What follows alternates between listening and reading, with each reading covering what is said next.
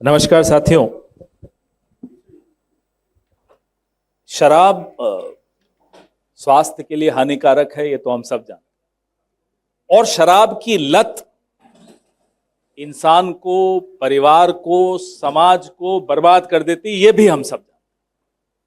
लेकिन शराब से पैसा बनाने की लत ना केवल इंसान को, उसके चरित्र को, हमने तो देखा हमारी आंखों के सामने, इस पूरे शहर को उसने बर्बाद कर दिया। और ये जो अल्कोहल अफेक्टेड पार्टी, आप आम आदमी पार्टी जिसको आप लोग कहते हैं, अल्कोहल अफेक्टेड पार्टी ने अंतरराष्ट्रीय स्तर के इंफ्रास्ट्रक्चर वाले शहर को कैसे तबाह किया, हमारी आंखों के सामने तबाह किया। आप सब देख रहे थे, हम सब देख रहे थे, हम सब गवाह हैं इस बात के कि इस शहर को, इसके इंफ्रास्ट्रक्चर को एक कूड़े के ढेर में बना के रख दिया।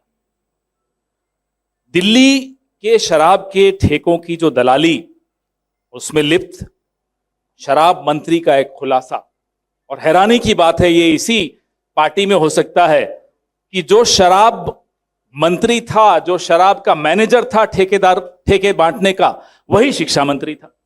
मतलब ये किसी और पार्टी में संभव नहीं है। लेकिन जिस तरह से जो हम आज ऑडियो आपके सामने रखना चाह रहे हैं, सुनाना चाह रहे हैं, एक सिटिंग एमएलए,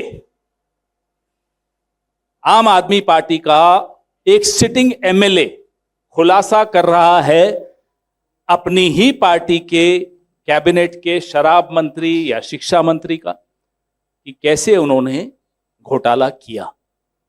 और वो जब ये नाम ले रहा है तो वो एक और एमएलए का भी, बादली एमएलए का भी नाम ले रहा है, जो सुनने में आ रहा है, अभी आपको सुनाते हैं हम।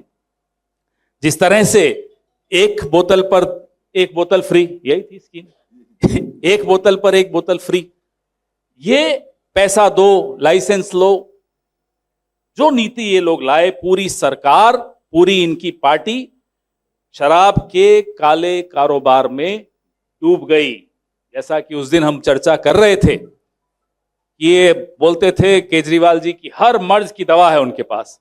दवा तो नहीं दिखी, दारू की दलाली जरूर दिखी, और उसमें ये डूबते हुए दिखे। अब बाकी बातें हमारे साथी, हमारे अध्यक्ष नौजवान नेता देवेंद्र यादव जी इस ऑडियो रिकॉर्डिंग के बाद आपके सामने रखेंगे। जरा ऑडियो रिकॉर्डिंग चलाइए। आपको 10 लोगों को भेजा गया था वेतन में। कौन ये लोग? 10 में कौन है? पार्टी के अरविंद जी के जो सबसे नजदीक रहते हैं, विभव, जसमीन, नायर तो हर टाइम अभी साथ ही रहता है। जो दिल्ली में बदनामी, अरविंद जी समझ नहीं पा रहे आज भी, जो दिल्ली में बदनाम हुआ अरविंद जी, वो किसने करवाया? नायर ने करवाया।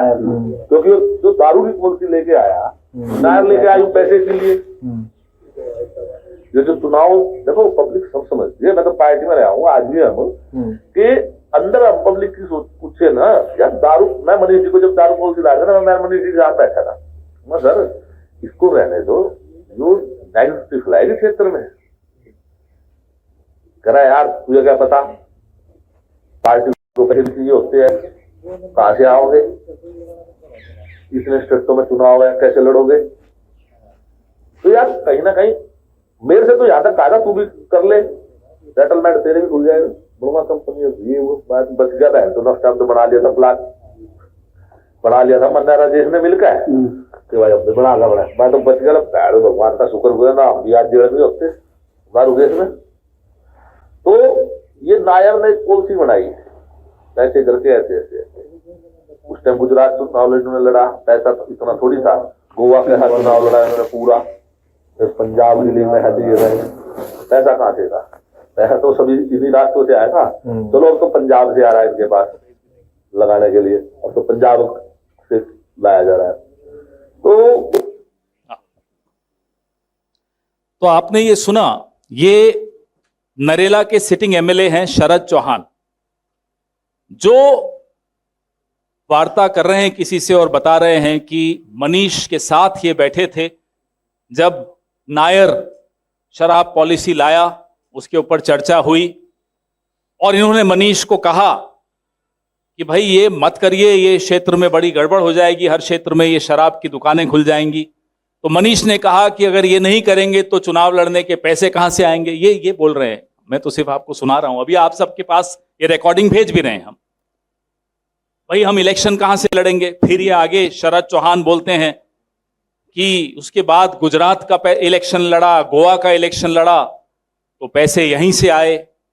उसके बाद अब पंजाब से आ रहे हैं, इससे पहले तो शराब के ठेकों से आए।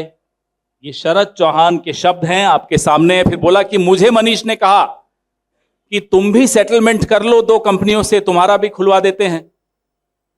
बोले मैंने अजेश के साथ मिलकर प्लान भी बना दिया, लेकिन फिर मैं बच गया, मैंने नहीं किया, नहीं तो आज मैं भी जेल में होता। ये इनके शब्द हैं। मैं भूपेश जी रिकॉर्डिंग सबको आप ग्रुप में डाल दीजिए ताकि सबके पास ये आ जाए।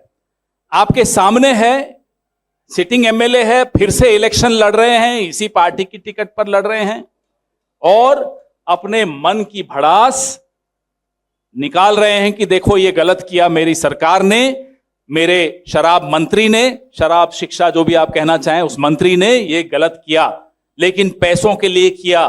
चुनाव लड़ने के लिए पैसे इन लोगों ने शराब की कंपनियों से लिए। ये आए थे पारदर्शी राजनीति, साफ राजनीति का नारा लगाकर। मैं वो वक्त भूल नहीं सकता जब ये खड़े होते थे और ये बंगाली मार्केट में खड़े होते थे, लोग फोटो खिंचवाने आते थे इनके साथ, बोले मैं स्वच्छ राजनीति लाऊंगा। मैं खड़ा था वहां, देख रहा था, लेकिन इन पर भरोसा ना तब किया था ना अब किया।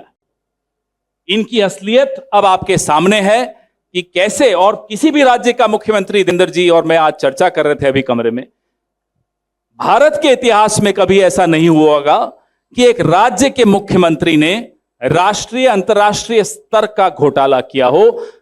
उत्तर से दक्षिण तक, दिल्ली से हैदराबाद तक का यह शराब घोटाला। ये काबिलियत तो है, ये मैं मानता हूं। घोटाला ऐसा करते हैं कि वो ग्लोबल हो जाता है।